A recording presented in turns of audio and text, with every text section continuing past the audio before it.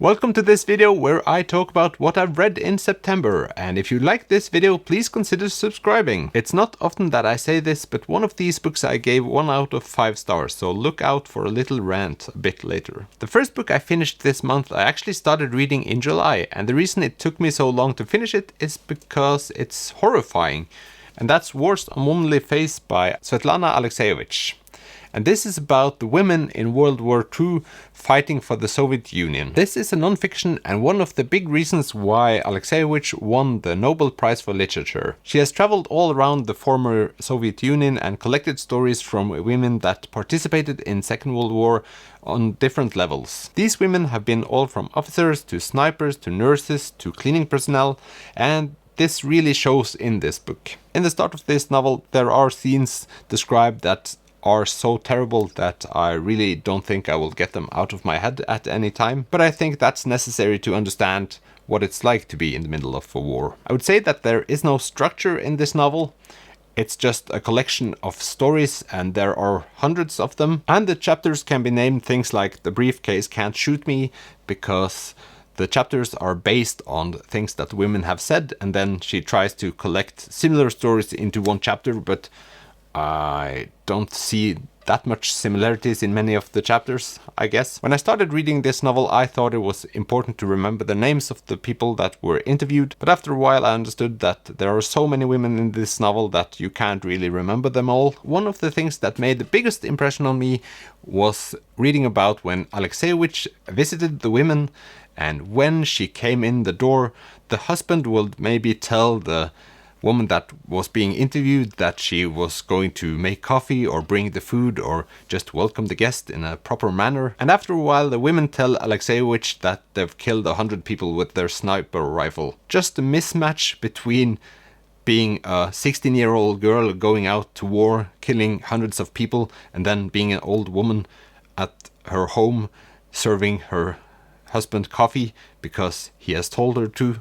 It is just a strange world we live in sometimes. And this is not just one incident, but it happened all the time, and I really understand why Alexievich wrote about it. And she really does this. She writes about the encounters with the women also, not just the stories they tell. So it's a good balance between the present and the past. This book is not easily digestible. I found it really hard to read, and I had to read smaller chunks at a time because there's so many impressions to take in. At the same time, the saddest part about this novel is that many of these women are Ukrainian and from Ukraine and have fought for Ukraine. And of course, with the current situation, it only makes it sadder. And how these things can keep on repeating themselves are beyond me. Nevertheless, this is a terrific novel, and just all the effort from the author collecting all these stories is amazing. I never feel like I want to read these books, but it feels necessary to do sometimes, and I do recommend it. The next book I read is also non-fiction, and it's Mamma är trygda by Mímir Kristjánsson. The direct translation is Mom is on Social Security, and it's about Kristjánsson's mom. So his mom has been on Social Security for a long time because she has cancer, and this is how he perceives that she is taken care of by society and also himself. It's a powerful story about how he behaves around his mother and how her situation affects him, but at the same time the language is so cheesy at times that I found it difficult to take seriously. I've written down one quote, and that's, "A tumor began growing on Mommy's soul." Sentences like that made it difficult for me to focus on this story. Also, this made me compare it to a book I read earlier this year called Men du ser ikke syk ut, and that was a really brilliant novel, and that brought up all my emotions, and that made me reflect on if the person themselves write about their situation, maybe it's easier to draw me in as a reader. I am not quite sure.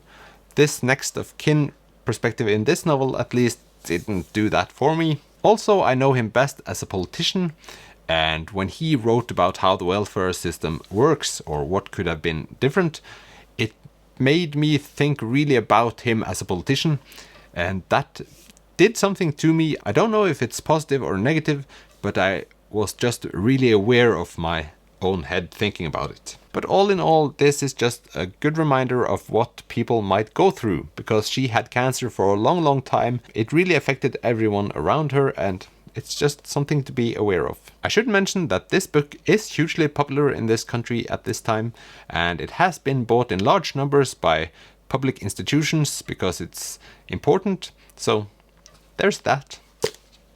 But now over to my new time waster crime fiction feel good. And it's Lars Kepler, and this time it's The Nightmare. It's the second book in the Juna Linna series. So last month I read the first novel, and I thought this would be my go-to crime fiction series. In this novel we meet a young woman that has drowned on a boat, but she's all dry and she's inside the boat.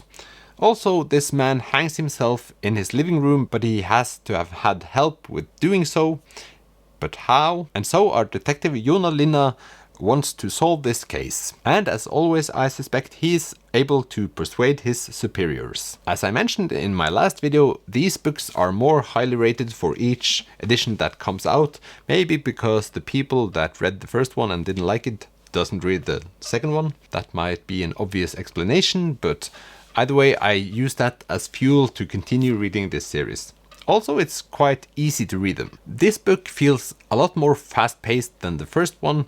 There are a lot of people, but they're easy to follow, and the story jumps quite quickly and keeps my interest throughout this novel. There are more classic tropes in this novel. You have the classic "we are colleagues but we're competitors, but we get to be friends in the end." "I'm a man, you're a woman. Do we have equal opportunities in the workspace?" And it's the classic "you're a Scandinavian detective and you work so much that we can't really get our relationship to work if you work so much, but I do love you and I am interested in you, but you don't have time for me." Those kinds of things. I find it hard to talk about crime fiction because I don't want to spoil anything from the story, and often there's no great literature, it's just an entertaining novel. And this one really was, so I'm going to continue reading this series and continue having books that are enjoyable to read just because they're enjoyable, not because they're important or important. And then over to the novel I read for my readathon. If you haven't checked out the video where I read for one day, please do, because I'm really happy with that one. And the book is Stardust by Neil Gaiman. I thought when I was going to read for 12 hours straight, I wanted to start out with a safe bet, and Neil Gaiman seems to be just that. And to sum up what this book really is about, I'm going to read from the internet. Young Tristan Thorne will do anything to win the cold heart of beautiful Victoria. Even fetch her the star they watch fell from the night sky. But to do so, he must enter the unexplored lands on the other side of the ancient wall that gives their tiny village its name. Beyond that old stone wall, Tristan learns, lies Fairy, where nothing, not even a fallen star, is what he imagined. Even though this story really has a clear plot, I felt like it was really messy, and I struggled to find the rhythm of it. It got a bit better at this towards the end, but the first half I really struggled to get into the right flow state, you might say. And as I said in the beginning, I read this book during a readathon, so you might expect that it would be easy to just follow the story along, but I struggled to do so. But still, as you might expect, the characters are funny and sarcastic, and all the things that I really love Neil Gaiman for. So I gave this book 3 out of 5 stars. It was a okay read, but something was missing, and this ends up not being my favorite Neil Gaiman book, but at least I do not regret I read it.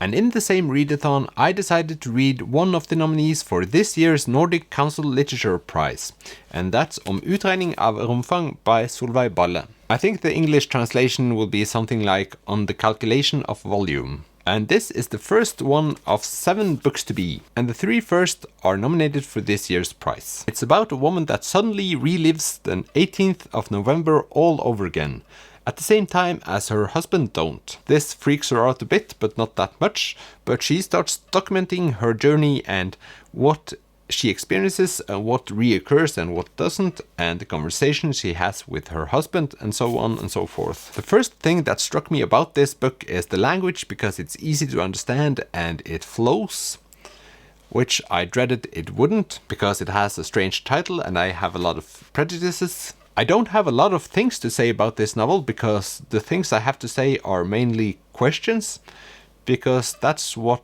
you really sit and think about. What is going on? Why does she do this? Why did that happen? Why doesn't that reoccur? Well, that reoccurs, which only means that I really want to read the rest of the novels to find out what's going on. And that has to say something about her writing. Even though this novel starts a bit slowly, towards the end it gets kinda fast-paced and a bit dark. You're really wondering if she's going to lose her mind at some point. So this is the first one and the only one that's translated to Norwegian, and I'm really hoping that I will get to read the other ones when they come out.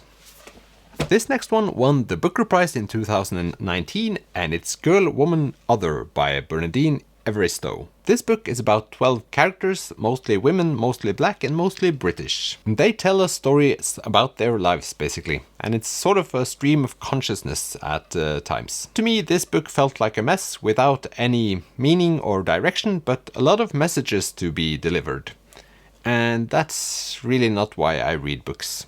Not at least fictional books. Even though this is a fictional novel, it could easily have been a non-fictional, but I think for this kind of book I would rather read it as a non-fiction than a fiction, because there wasn't a lot of plot to be dragged into. This one deals with a lot of topics like racism and cultural appropriation, womanhood, being a mother, different situations at work, and since it deals with all of these topics and have been nominated for a huge amount of awards, I felt like it was important for me to read this novel. But to me this book was all about having a message without having a plot or any way of communicating it without shouting it. I was just bored throughout this whole novel. In my head I compared it to Americana by Adichie, which I really enjoyed and I read earlier this year. Also a lot about racism, but in the context of a story, and I was gripped by that story and it gave me so much that I wouldn't have gotten otherwise. But this could easily just be a non-fiction. If you're wondering, this is the book I gave 1 star. Promising yourself to never read a specific book is stupid, but nevertheless, the next book is one of those. And it's My Struggle by Karl Ove Knausgård. This is one of Norway's biggest literary exports, I believe. And it's a book I've heard a lot about throughout the last 12 years, but all the things being said about this novel has not made me want to read it. But last week I got the bright idea that I should just read it and see what the fuss is all about. And this is the first one of 6 books about Karl Ove Knausgård's own life. And in My Struggle 1 he talks about his childhood and youth. Mostly youth, I would say, and the relationship towards his father. And this is where it gets tricky, because I was really expecting to slaughter this book, but I'm not going to do that today. But I really don't know why I liked it either. I think one of the reasons why I enjoyed this novel is because I could see myself in so much of this story, and I wasn't expecting that at all. So even though he talks a lot about his crooked penis and why women love him so much, it's still easy to find aspects of this book that you can relate to. And when it's relatable, it's just really relatable. Also, he is able to write about nothing for many pages without it being very boring, which is just extremely impressive. I just didn't understand why I kept on going, but I didn't manage to stop either. I should say now that I'm nearly done with book number 2, and it's the same thing. I don't really know why I like it, but I can't stop, which I've never felt reading a book before. Maybe it's to get to book number 6, because in that one he's supposed to tell us about the things that happened after he published the books, all the fuss that was being made, why he named it My Struggle, which has not the best vibes, and all that. And it is really intriguing thinking about what is fictionalized and what's not, who is angry at him for writing this novel, because he talks about people and he doesn't really talk about people generally in a good way. Most people are dumb, it seems, and I can understand why people around him doesn't really want him to write about them in the way he does. All this being said, I think I will make a separate video about all these books when I'm finished reading them, because I really think I will finish reading them all, and this is a bizarre situation. But a couple of things that really intrigues me about this novel is how much he thinks about being masculine and not feminine. Really not feminine. That's important to him. And I'm sitting here thinking about if this has something to do with the generational gap. But then again, you have Jordan Peterson talking about being a man. It's just really hard to relate to how much Karl Ove Knausgård wants to become more masculine and not to be associated with something feminine at all.